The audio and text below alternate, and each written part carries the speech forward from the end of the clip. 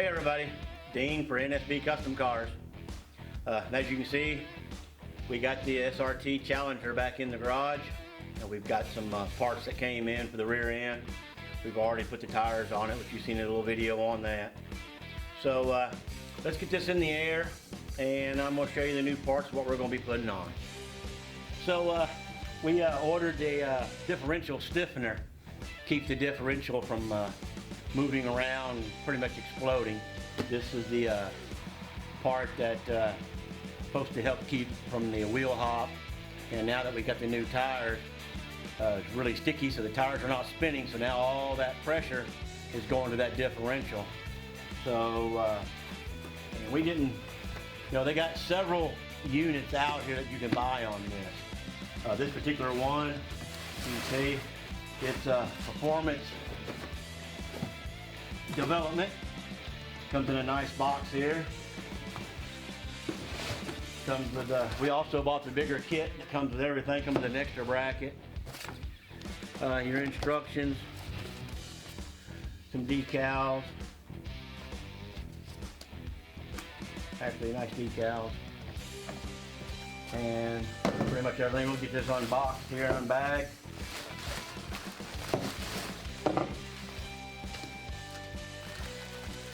Got your Loctite.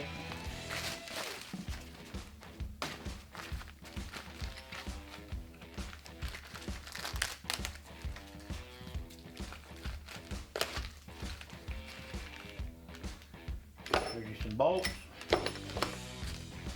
The rubber pad that goes underneath this. This is going to go, this particular piece is what goes around where your drive shaft comes in the differential. And a lot of them, people don't get this. They'll just buy the back piece.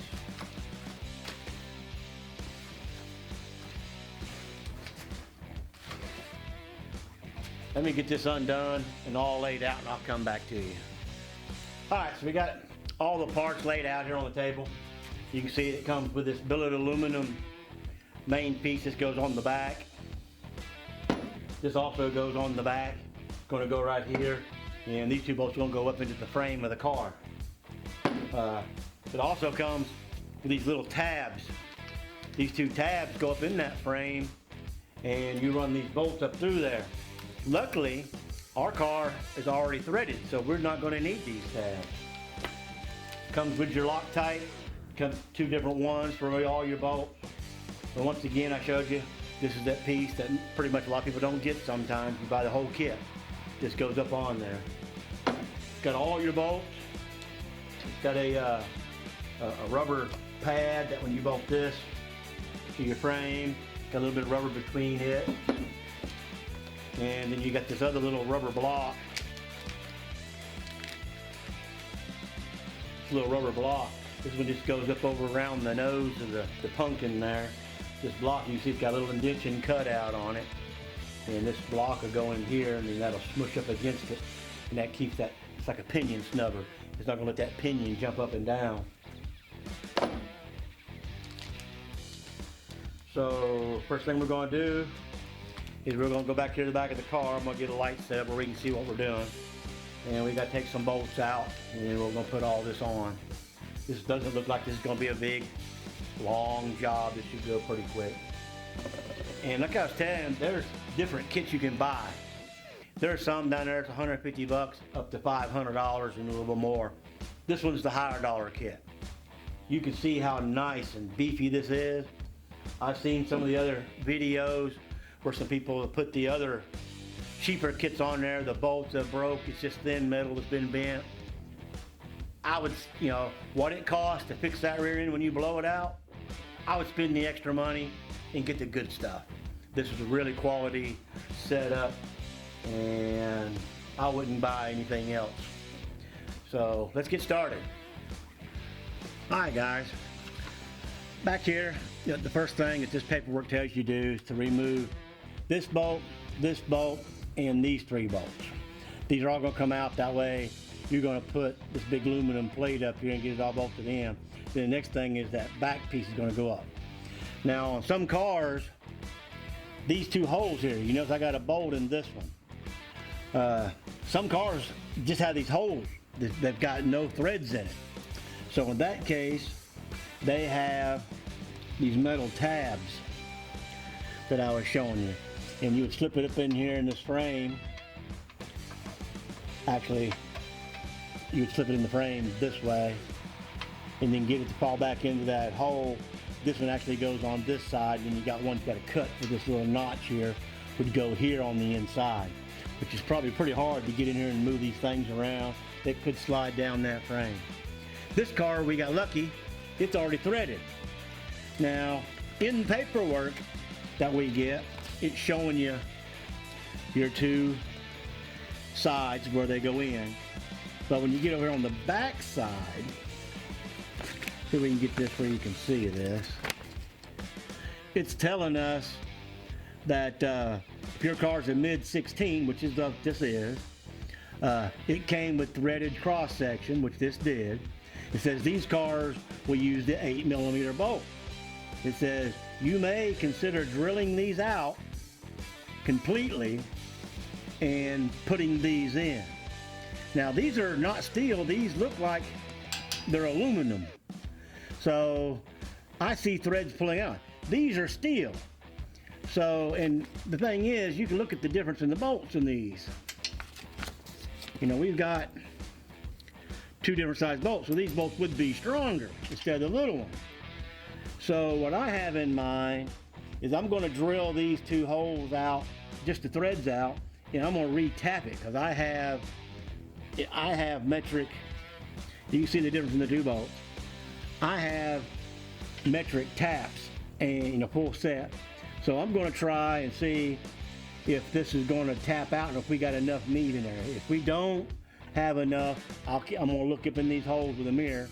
And if we don't have enough, then I'll do what they say. We'll just drill them completely out and we'll put these tabs in. So, you know, it's not like we're going to mess up anything, but I would rather drill these out and have steel on steel than have an aluminum up in here, because I just see that aluminum stripping out maybe over time. So let's just see what's going to go on with it. Let me get them drilled and we'll go from there.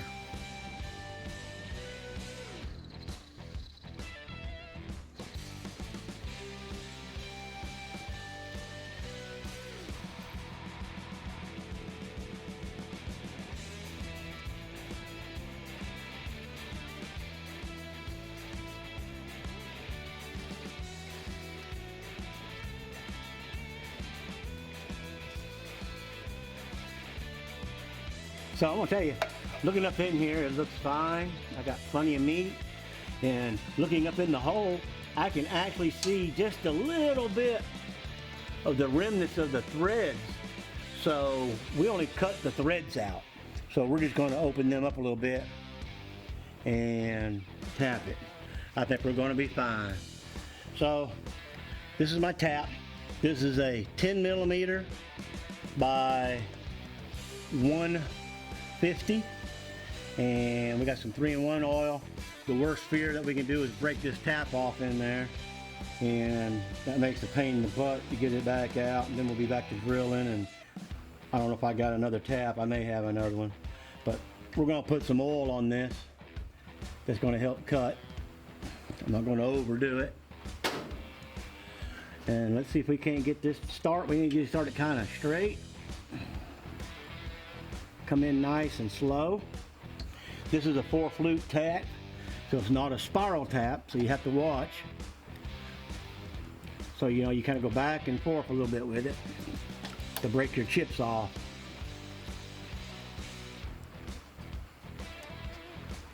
So you don't bind up.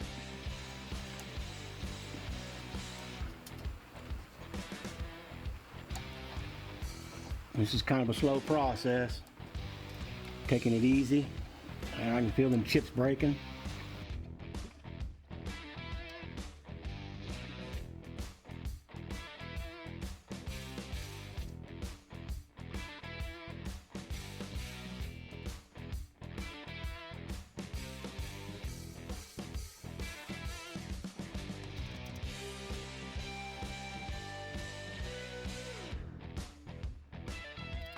All right, I got one, as you can see, nice and tapped all the way up. Nice.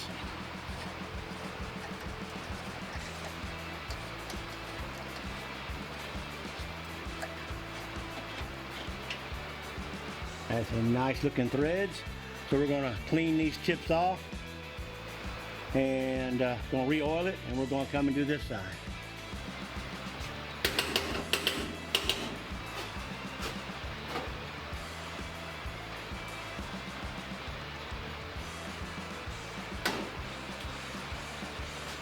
Once again, try to stay straight. Both directions, look both ways. You don't want to come in crooked. They're just going to bind your tap up. Most of the time, it's going to self-center up a little bit, but you can get these going in crooked, and then that's a bad spot at that point. Getting these first two threads is the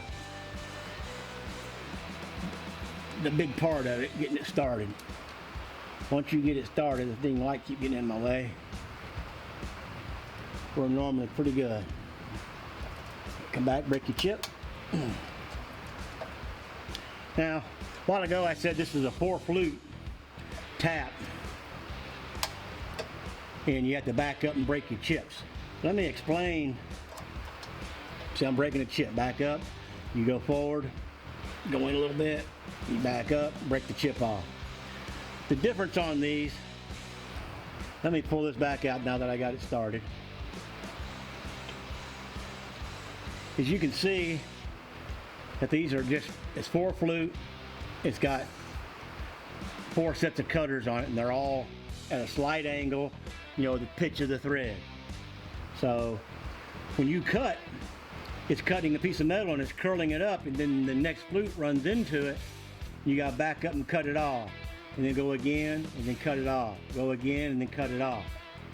Now, let me show you, let me get this in. Now this is a metric tap, and I don't have spiral taps in metric. I do have some in standard. Now this is a spiral tap. You can see, I don't know if this camera's gonna show it or not, but this spirals as it goes in. So when you start cutting the chip, it spirals with it, and it will spiral the whole chip out like a drill shaving. This is made for like CNCs and stuff, but you can just keep turning and it's gonna go in and just spiral that cutter right out. And you may gotta do that break off chip, and you don't bind up. So, you know, doing this way it ain't easy. You know, it's hard. You gotta go in so far, and you got back up and feel it. You break that chip off, and then I kind of go back and smooth it out. Then you go again, go another 1/4 inch. Now I'm putting some force on this. You got to watch. You don't want to get it to where it's really hard. You'll snap that tap really quick.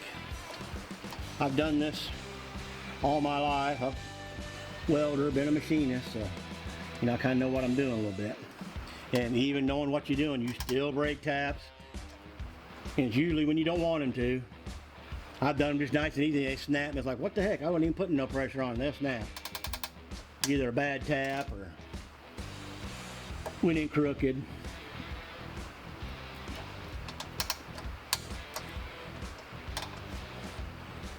So I'll get this rest of the way here, and we'll come back. All right, now I got the second one through, and it fought me. It wasn't easy. I thought I was going to break a tap, because these are hardened little nuts in here. So you have to really take your time and go slow with this. Now, instead of having 2 aluminum inserts in here, we've got nice metal. Now the only difference between not having the aluminum, these aluminum are self-locking. In other words, the end are scrunched down, so when you put the bolt in there, it self-locks. So these, when we go putting our bolts in, we're gonna put some Loctite on them. That way they'll be locked down just like the lock nut. So, paperwork says, first thing, we got to take all these 5 bolts out. So we're going to start with the 2 big ones. Ooh, they're pretty tight ones. Ooh. So you notice, you got a long one, you got a short one. Long one goes driver's side, short one goes to the passenger. Then you got these 3 little ones, and these 3 little ones we're not going to reuse. These get chunked in the kit that comes with these 3 little ones, so they got to be longer. All right, so now we got all the bolts out, and I'm seeing some remnants of some RTV, some black RTV. So I've got a tube. I'm going to apply some on the threads. It's not going to hurt anything. I'm smelling gear oil, so there's oil that comes to these a little bit. I just run the length of the threads with some RTV. That RTV will make a nice little gasket when he goes in. So now we get the plate that goes. You can see how it goes right up on here. Long side, driver side. Short side, passenger. So we get them started by hand. Now we're going to come in with the 3 little bolts. And I'm going to also put some RTV on them. These bolts got washers on these bolts here, so you don't lose them. Ooh. So we're going to run these on up. Got them run up by hand. Now we're going to run the big bolts up.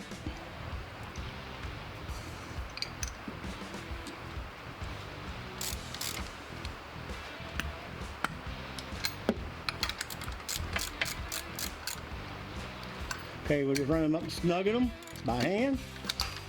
I'm not putting a lot of torque on them with the little ones.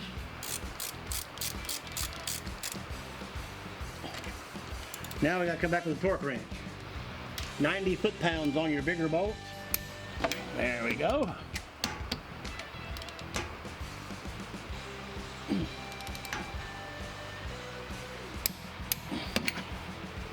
The next one's going to be 42 foot-pounds. I'm going to start with the center bolt and go my way out. So now we're going to torque these to 42. Boom, there's one.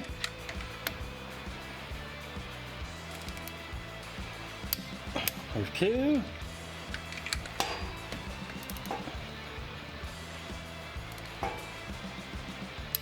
There's 3. Now the paperwork does say after 100 miles to come back and retorque this. Also the paperwork says when you take all of these bolts out, don't leave them out no more than 30 minutes. Because I guess they don't want this separating and oil start coming out of it or starts misaligning or something, I don't know. They say don't leave them out for more than 30 minutes. So don't take the bolts out and go to lunch. Alright, so now that we got this on and torqued, it's time to put the back piece on. And this is going to go in the big bolt hole and the 2 holes that we threaded. So this does have a piece of rubber. It's got a little notch cut out that follows the groove, so don't make sure you don't get it on backwards. It goes on this way. And you might hear a little bit of rain in the background. It's starting to rain outside. So start out with our first bolt. It's going to be one of our 10mm bolts. We got some Loctite on it. We're going to put it up through this hole, make sure the rubber stays in spot. Get it lined up with the hole in the frame. We're going to run it on up some. Then this one's kind of hard to get to, so we're going to use our extension bolt. Got some Loctite on it.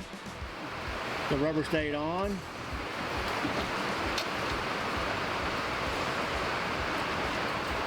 Alright, we're going to run it up.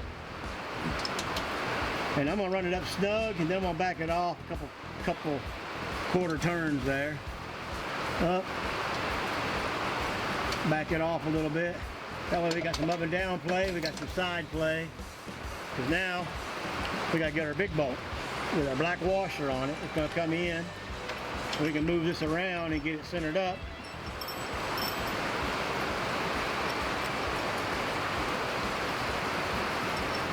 Threaded it in.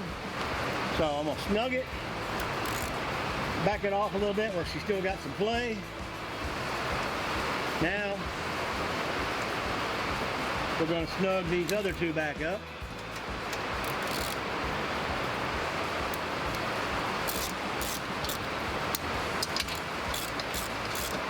Alright, so now we're going to torque the 2 10mm bolts.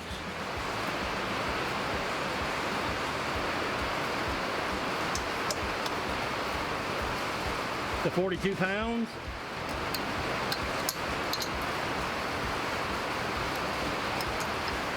I'm kind of doing these evenly. till I get there. But we are squeezing a piece of rubber in there.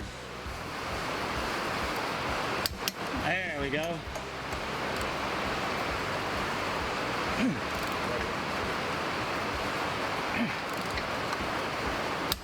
There we go, 42, 42.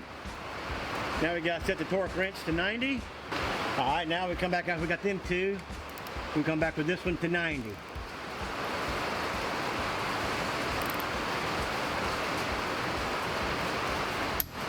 And there it is. That is successfully installed. We got everything done. That's complete. We got one more bracket that comes in this kit. You know, that's a kit that a piece that you got to order extra. When you order this kit, this is what you're going to get. Unless you order the big kit, it comes with a piece in the front. So now we're going to move to the front. This back is done. All right, guys. Still got some rain going on, so you might hear that in the background. But right now we're ready to put this front bracket on. Now, I've already unloosened this bolt. The reason I unloosened it already is because we got this little valve here. There's one on both sides of the car, one here and one here. Pretty sure these are valves that open up for the exhaust when you tune the car for race or whatever. It gives you more exhaust flow or something. But nowhere in the paperwork when you install this does it say that you're going to have to move this and get it out of the way. This bolt won't come out because it comes down and hits on this. So right up here for my hands, that's kind of hard to see with the camera, there's one bolt. And there's also a wire that you're going to take off, and the wire hooked to this bracket, you take it off. Back in the back, by the all the way back here, you follow the pipe on back to where the muffler tips at. There's one bolt straight up into the back, easy to get to, with an extension and a ratchet. You take it off. Now this exhaust is all loose on this side enough that we can get that bolt out. It's still in there pretty hard, so we had to get some help. But once you get the bolt loose, you'll get someone to pry that over for you, bring that bolt out, and then that puck comes right on out. Now we're going to take this other side loose. Hopefully the rear end don't fall out of the car.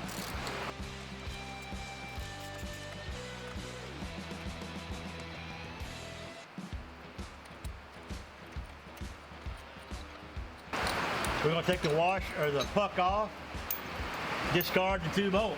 All right, so this is our bracket. On this side of the bracket, it's got some writing in the logo. The logo goes to the passenger side of the car. Plus you can see how this is straight down, this is at an angle, the rear end's at an angle, straight down. That's going to go up in there like that. But the first thing we want to do is we got two new bolts. We're going to apply our Loctite to them. We put our first bolt in, and we're going to have our puck. We're going to put our puck up here where it needs to go. So we've got to pry this out of the way. Actually, get the bolt up. There we go. All right, now move it on over some best you can. Push. What do you mean?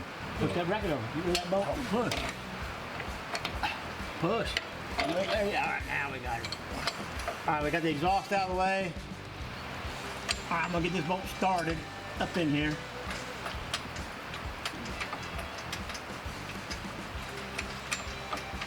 These are longer bolts, so you got to hold down on that exhaust until you get that up in there far enough. All right, now we're gonna leave that one loose. We're good. Now we're gonna go back to the other side. Put our puck up in there, our bolt. I'm gonna get it started. All right, so now we got this kind of loose. The next thing we got to do is we're gonna take this little rubber piece, and you got a little heat shield, see, nice and shiny on one side, and a sticker on the other, and you got 3M tape here. Now up in this, there's a little groove. You can feel it with your finger. I should have showed it to you before I put it up in there. That this sits in. And then this heat shield, the heat shield part, the shiny stuff goes to that side. We're going to have to back this off because I'm kind of tight. All right, so I'm going to put this rubber up in here. That tape going down. It should stick in this time, stay in there.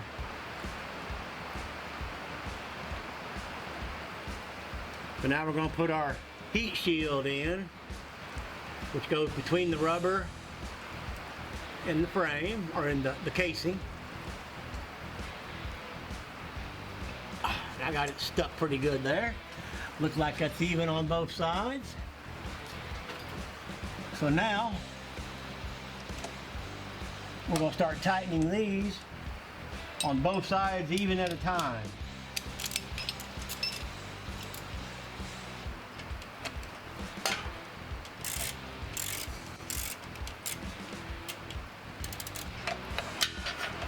That little valve really makes this kind of messed up. I could use a ratchet. I could have this already done. Having to work around that little valve. They put it on the outside on this side. They put it on the inside on it. If they'd have put this on the outside like that one, this would have been no brainer. But I wouldn't give $2 for any engineer because they don't know what the hell they're doing. Okay, now I'm evenly snugging both sides down slowly. So you want to stay kind of centered. Oh, we're getting down there now. Now these two are only going to 35 foot-pounds. This is our lowest torque on all this application. That's in there pretty solid. That rubber squished down against that. That's going to keep a lot of movement out. Between this bracket that's kind of holding this, keep that pinion from blowing apart.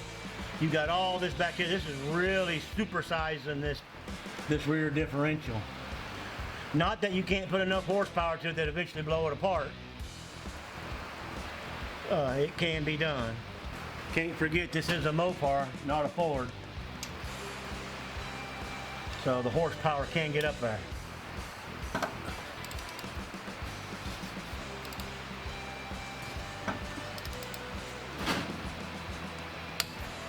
Alright, there's that one. Now hopefully we can get this exhaust out of the way far enough I can get torque on this one. Yeah, I think we'll be alright. We're almost there.